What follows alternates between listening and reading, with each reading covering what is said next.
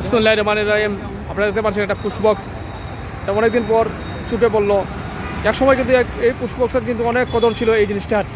আমরা যখন বিশেষ করে এসএসসি পাস করার পর যখন আমরা দেখেছি 90 দশক প্রথম দশক পর্যন্ত এই পুশ বক্সে কিন্তু অনেক মানুষ কিন্তু চিঠি রেখে যেত, যেটা পরবর্তী সময়ে চিঠি বিভিন্ন জায়গায় সশটি কানায় কিন্তু বিলি করা হতো।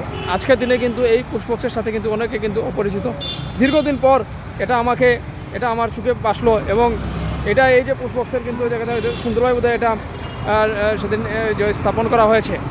এই পুশ বক্সগুলো কিন্তু আগে সিলেট শহরে বিভিন্ন আনাচে কলেজে বিভিন্ন ব্যস্ততম সড়কে কিন্তু এটা দেখা যেত।